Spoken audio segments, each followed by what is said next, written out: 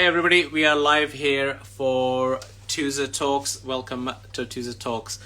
Now, Tuesday Talks is all about getting to know an individual and finding out what makes them tick. What do they care about, how their career reflects that, and what's going on and what's motivating them to keep going. Now, today's guest is Dr. Bijna. She is a banker turned venture capitalist and entrepreneur. She advises and serves the boards of various companies, to include celebrities, monarch listed companies, advisory business, financial services, institutions. I can't even talk now, and so forth. Let's bring Bijna on, and we can hear exactly from her. I see you there, Bijna. Let me just invite you.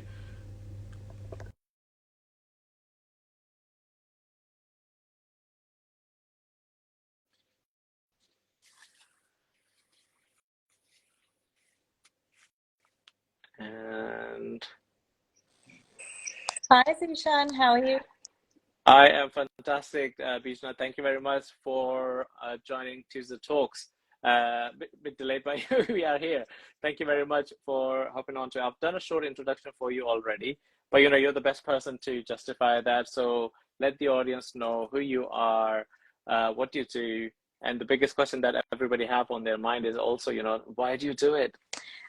Well, firstly, thank you for that lovely introduction. And I must say, I actually feel really privileged to be able to have this conversation with you because I'm a huge admirer of the work that you do and the energy and the spirit that you have around the positivity that you share. And it's been great to connect with you through the Bias Breakers book, where we were both co-authors.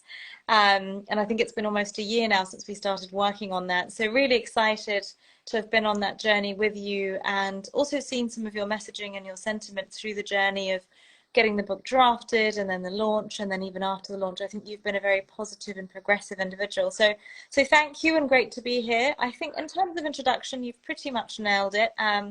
If I was to be introduced by my work personality, then that would be it. Sort of 20 years in banking, and when I left that to become full-time entrepreneur and also focus heavily in the venture capital space, which plays into that entrepreneurial journey.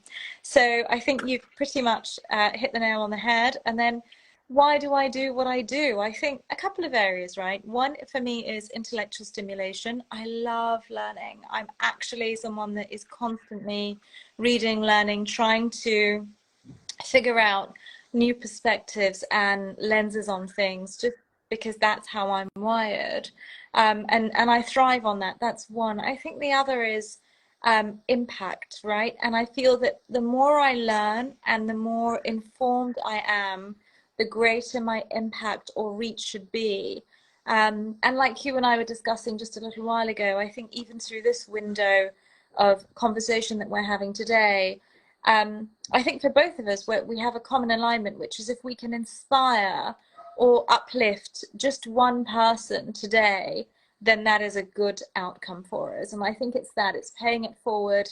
And for me, I always say, and I've said this for many decades, if I can leave the world a slightly better place than I found it, or improve the experience of the next person versus the experience I've had slightly, even in some way, shape, or form, then that counts towards my impact. I really love that. I really love that, and I 100% agree with with the paying it forward side of things, because that is how we should all be doing things, in terms of like leave the world a little bit better than how we found it, and paying it forward 100% works, right? And it doesn't cost you a lot as well. I mean, maybe a little bit of a time or whatnot, but it's not anything really in terms of what the other person then takes away, and sometimes it's a literally a life-changing event for somebody, and our conversation happening today could be one of those for whoever is listening to it, and finds something that they can take away from it, and 100% agree that how we met at the Bias Breakers and the journey, and thank you very much for so many kind words for that. It was a journey of my own as well, and you did amazing as well in terms of your story there as well. So do you mind taking us through a little bit as well on the book side of things as well, what the listeners can expect if they just go and buy the book, what the story is about? Sure. So the book is called Bias Breakers, which actually means changing the narrative, shifting the status quo, breaking the stigma or the pressures that come with social, cultural, economic confinements, I guess. These are pressures that are Mm, upon us. And really, Bias Breakers is an incredible journey of a multitude of authors who come together to talk about how they positively disrupted their lives to end up in stronger situations or stronger circumstances than when they started out. And they really start to unravel the what and the why, and challenging, why do we feel this way and what is the purpose of this? Is it man-made or is it religious? Is it man-made or is it cultural? Is it man-made or is it manipulation? Because it's man-made, sort of going through some of those things and saying, do we really need to come into 2022, 2023, which is, the era of the book, and do we really need to shake this off? And I'll give you an example where I was thinking of bias breakers. There was a documentary that I recently came across, which was recorded, I think, by the BBC, and it's showing on Netflix at the moment. And they're looking at the gender pay gap between men and women mhm, universally. And they report that we're still 100 years away from pay parity. But they go into a classroom as part of all the research that they're doing. They go into a classroom in the kind of present day, and it's a group of children around 5 or 6 years old, and the teacher says, "Okay, can you put up your hand if you think a doctor is a male?" And almost everyone puts up their hand. And then the teacher says, "Well, can you put up your hand if you think a doctor is a female?" And about 3 children put up their hands. And then they go into talk about the fact that even now, even in 2023, or whenever that was filmed in recent years, we are still living in a society where women and men are, created into personas from such a young age that then affects our wiring, our decision making, our subconscious bias, and it carries on and on and on. And the context of that is it affects us in family situations, in mhm, relationships, in the workplace, in society at large. And again, I think going back to the why for us, it's about resetting some of those baselines because they're no longer relevant today. There's no reason today why we can't have as many female doctors as male, and there should be no reason why a 5 or 6 year old child in a school, doesn't see that as an equal opportunity. For me, that was actually quite alarming. And so bias breakers is about, creating a clear narrative on some of that. I, that's actually 100%, and true in terms of what with the doctor side of things, because if they haven't been to the hospital themselves, visited somebody or anything, they would obviously not know that there are female doctors around as well. But the only reason for that would be that's what's shown on the TV when it's playing in the background, right? And when you say doctor this and that, you think, oh yeah, it's a guy because that's what you see in the white coat walking up and down. It's the same case of somebody we were also talking about nurses, right? When you think of a nurse, you also think of, oh, it's a female person. Well, there are male nurses as well out there. It doesn't get portrayed out there because it's just that way. I don't know. It's been done that way for the society to, from a very young age, as you're saying, to take away that narrative. And then when you're older, you're making decisions from somebody else's narrative other than yours. And the bias breakers came around for that. In my one, obviously, was to actually find the power in my situation that I was in, and then use that as my superpower, and then move forward with it, rather than get stuck into it. Okay, this is happening to me, being the black sheep of the family, and so forth. Okay, everything is my fault now. But it's like, okay, black sheep could be a powerful thing, and then you move forward with that because I'm more visible than everybody else then because you can see me from far away, and so I really love that. Exactly. So people should check out Bias Breakers if they have the chance. It is available on Amazon, so people should be able to get that as well. I would say it is 100% a must read if you're looking for inspirational stories, and there's about 12 authors, so two of us are here, and had these amazing journeys that they've shared, 100% positive stories that you can go away with. Coming back to yourself, now you said, you were entrepreneur for a bit long as well. So what are you currently now looking into? Where is that journey now at the moment? So my entrepreneurial journey is focused in the venture capital space and also in some advisory work. That's pretty much, I guess, in a nutshell, what I do. But around that, the supporting narrative for me is both ends of the spectrum for economic empowerment. So this morning, for example, I posted on social media a report from a charity called Surviving Economic Abuse, which I'm supporting and have been supporting for about 5 years. I'm one of their ambassadors, and they are releasing a report tomorrow, which the Observer and the Guardian have covered today.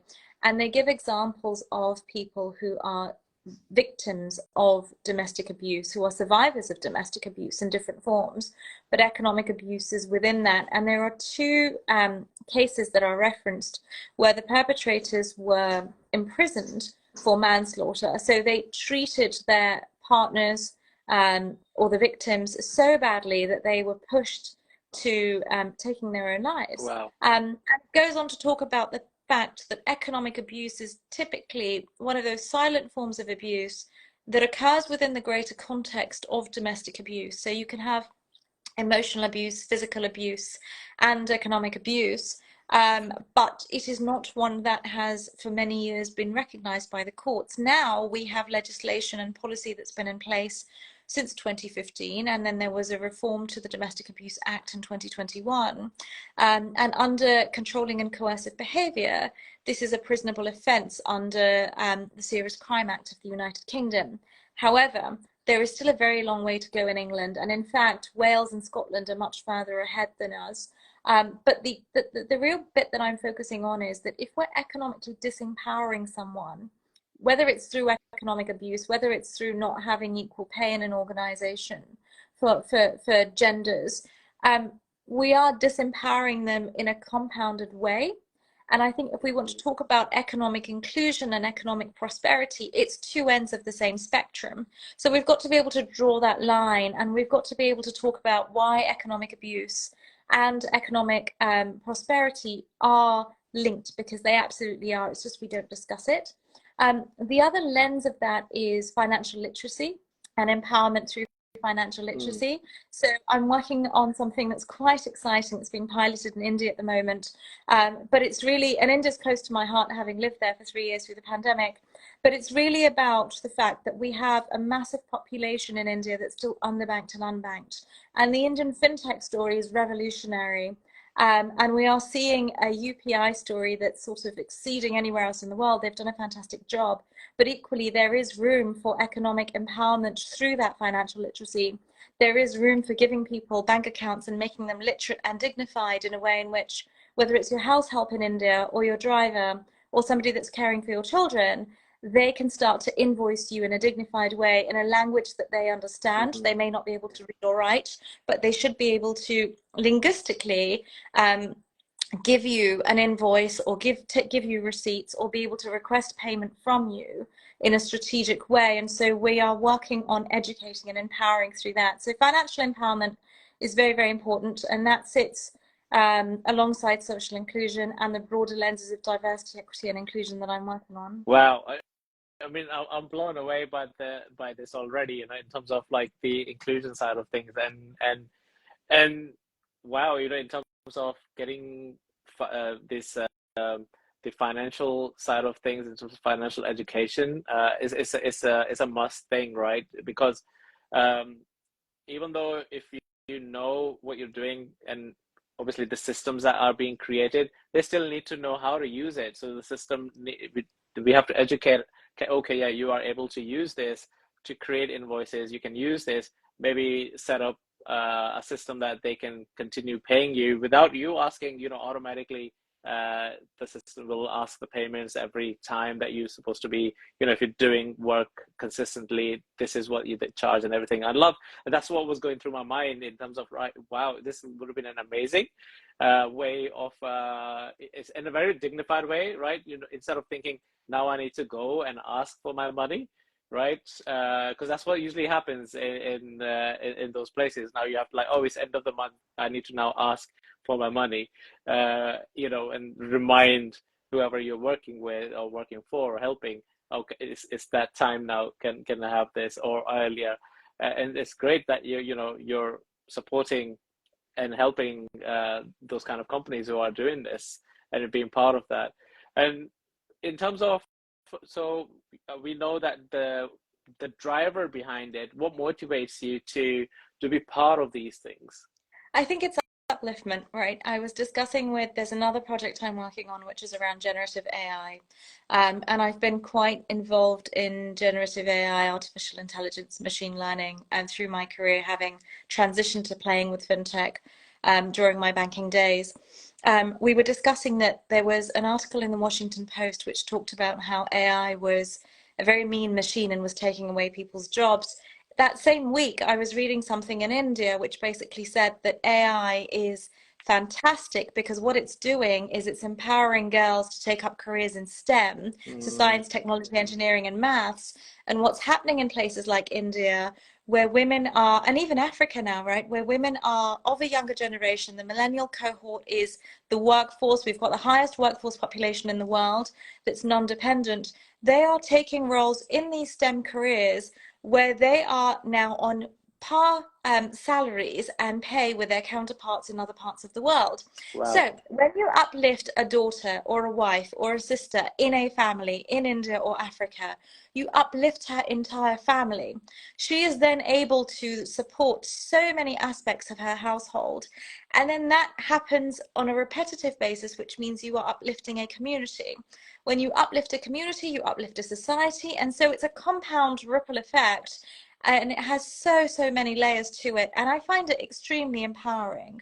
So, I've mentored young girls and women throughout my career and young men, but girls particularly, I find it fascinating to see that through their education and through their economic upliftment, just how radically they're able to transform their lives, but also inspire the lives of others around them. So for me, that's tangible, measurable impact. I know that through these types of employment and these opportunities, these women and girls are going to end up in more powerful positions. And I don't mean powerful over anybody else, but powerful to be self-informed and to choose what they want for themselves in their lives, and to have also the power to say no. Because I think when you are economically empowered, you are able to have the power to say no to things that don't serve you. I really love this. And the question that came to my mind was, so if the listener who are listening now, how would you now encourage them also to look into these things in their environment? They might be not aware of everything that you've just mentioned, generative AI, fintech example as well, and they are in a predicament, like how can we empower our family women especially, how can they do that? I think the first thing for me, or at least one of the learnings, has been move away from social norms and expectations. It doesn't always make sense. Yes, of course, it's important to be regulated, but I think if you have self-awareness and you are self-regulated, then you know that you will do the right thing in a dignified way. And I think having grace around that is also important. And let me contextualize this. So, one conversation that I remember I used to have growing up with my mother was, don't worry, you've raised me right. I will not say or do anything that would make a difference negatively for you or for anyone else, even if I fundamentally disagree. I know the time and place and the way in which to make that point. However, I also have seen people, that I've been through school and college and university with grow up cracking under that pressure because they are constantly compelled to live up to societal norms, and then they fear repercussions of breaking away from those societal norms, even if they fundamentally disagree with them. And I think that is something that we all need to step away from. I think if we take away judgment, we take away assumptions. Look, there's two sides to every story in life, whatever it is, whether it's politics, economics, social studies, whatever it is. I think if we take away judgment as much as we can, we take away bias, conscious and subconscious. if we take away judgment and all forms of bias, then we are able to truly live in a liberated way where it works for us, right? And we don't then fear repercussions of looking a certain way or speaking a certain way or being a certain way. And I think if we take that pressure off ourselves and off people around us, we'll find that people are a lot more healthier in their conversations and a lot more healthier in their lives. And so for me, I think if one, going back to your question, if one thing I had to say to anybody to make a difference would be take away the pressure of social norms, take away the pressure of social prejudice, live and let live and be your authentic self. Wow, I really love that, and I think somebody just commented Hi, here Sharon. about as well, Yes. but it's which is great as well. Preachers that are inherited, and let's see, I can't read the rest here. Are absolutely, I can't even read it anymore because it's gone up, and I really like that. So you've been doing all these things, so that probably makes you a very busy person. And how do you now find balance in that, you know, as you have the same amount of hours as everybody else? So how do you find that balance and keep yourself sane and healthy as well? I have help. You can have it all. You can't do it all, right? You can absolutely have it all. You cannot do it all alone. I have never achieved anything I've achieved alone. I think I'm not even a drop in the ocean. There's still so much I sometimes feel like I'm going to run out of time before I get through my bucket list of things I really want to do. And luckily have the opportunity to do because I'm surrounded by amazing people that are enabling that journey. But ultimately, I have people helping me, whether it's, I remember there was International Women's Day one year and it was crazy for me. I'd somehow signed up to speaking in 5 places all on the same day. Oh, Uh, wow. and then I realized my evening events were in a different city and I had to go from one city to the other. And I remember I was wearing these stilettos and my heel broke. So I did a whirlwind of 3 back to back. And then I had to get on a train and my heel broke. And I called my mum and I said, I don't know what to do because I can't walk into this building, with a broken heel. What do I do? And she said, just get to the train station. I'm going to bring you another pair of shoes. And she was out shopping and she made it happen. And that's help. Having house help like I had when I was living in India, so that my hours are my hours to do the things I care about. Or even in London before that, the way I structured my time. I think help in different forms, but also with my sort of day to day and the things that I'm passionate about. I don't do it all alone. I work with some incredible people, and I think there's no I in we. There's no I in Mm. team. So for me, yes, being able to independently strategize. I'm a thinker. I love to spend time alone and think. But equally, I think, the more I'm able to strategize and come up with ideas, the more important it becomes for me to share those with people who I trust and respect, because we always end up achieving a lot more and we go further and faster as a team than we ever would individually. I really love that, and what I'm taking away from that is, we can do all these amazing things which we need to do or around us, but we can only focus on one to make it best, but then get a team around us to actually complete everything else that needs being. And then I love that you included your mom in there. Obviously, the family members are also part of that team, so they love to help us as well. So maybe people who are listening to allow people to help you as well. They're there. I think we just need to let them in and get them to understand. We do not need to take over everything and everything that comes with being an entrepreneur, right? Um, so this also comes, what I'm thinking here is you're doing all these amazing things. You got a nice team that is helping you. So what is a routine for Bijna? Like, is there some people like to call rituals or something? So what do you do, like, when you wake up, or how do you close your day? So there are some things that are really, really important to me. One is journaling.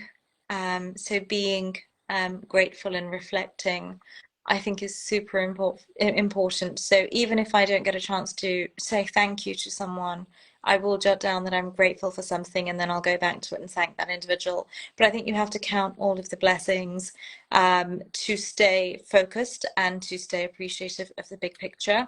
Not every day is easy and plain sailing, and I think that for me always helps through the most difficult days. That's one. Secondly, I'm very conscious of the energy that I choose, which means that I'm very careful of the people I spend my time with over the phone or in person. Work aside, and even through work, I have chosen over the last few years to stay away from anything that I feel is not good for my mental health. And by that I mean, toxic behaviors, negative energy. Of course, everyone will have a difficult day. We're all human. People will have moments, but in the grand scheme of things, I go back to intent. And I think if there's too much drama or too much negative intent, then I tend to disassociate, because for me, I find that destructive and I find that an obstruction.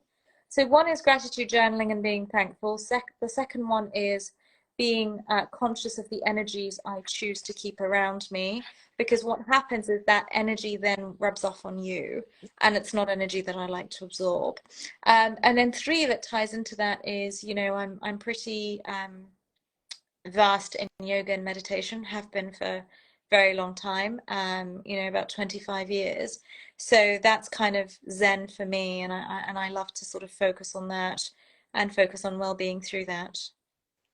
That's actually good to hear in terms of the journaling and keeping the energies that are uplifting closer, and keeping the negative energies out. It's something very important, because people around us are the one also that drag us down in terms of with their energies. I was just thinking that you can't really get rid of 100% of the negative energies, but you can choose how long they are around you, right? Because you might encounter a few here and there, but then you can choose, okay, this I don't need, let's walk away.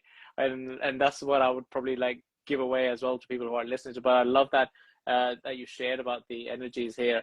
And journaling obviously is the best form of gratitude anyway. So you can journal your gratitude, be happy, be grateful for the day and people that have actually made it happen and got you through as well. And so it's amazing to do that.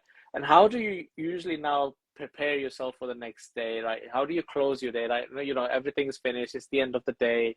What do you do? It's to close it. And are you a planner? Do you plan the next day now, sitting down and writing stuff down for the next day? I am. I have to be honest, I literally live my life on spreadsheets. I'm a complete planner. And I do plan each day well in advance. So I will know that I need to achieve something. I'll set a realistic timeline by when it needs to be achieved. And I'll sort of go through my day accordingly. So this is my checklist. And it may be that things move around from a timing perspective, but if I've set the target that I need to get through these deliverables on that day, I will. And so I always reflect at the end of the day as well to say, what went well and what could have gone differently, because I'm sure that I'm not my best self throughout a busy, roller coaster of a day every single day. We may have a day where you're dealing with a curveball, or we may have a day where we're sort of helping someone else who's dealing with curveballs. And so Mm-hmm. that is something that you just have to deal with as it comes through. So I always like to reflect at the end of the day and evaluate, how was I that day? Because there's one thing that I'll share with you. I did this Harvard class online during the pandemic, and the business school teacher was talking about empathy. And one thing he said that really stuck with me was, we always talk about how did people make us feel. Oh, well, that person's lovely because they made me feel great. They paid me compliments. Or that person's terrible because they made me feel zapped by the time I left the session with them. But actually, we don't pause and say, how did I make the other person feel? How did the other person or that situation or that room experience me? And I felt that that was really, really powerful. So as part of my kind of reflection at the end of each day, one thing I like to do is pause and say, how could I have made that experience for the other person in the room slightly different? And look, if I need to go and apologize, I'll be quick about it. I will go and apologize. If I need to do something differently, and for me over the last few years, that's been about drawing boundaries. If I need to draw a harder boundary, then I'll make sure in my next conversation I draw a harder boundary. But I think whichever way it is, whether it's towards yourself or whether it's towards others, you need to try and be objective because that's the only way you'll be fair. And again, it's the no drama piece. It's, if we need to fix something, let's peacefully fix it. If you need to dissolve something, peacefully dissolve it. But everything can be done in a graceful and calm way.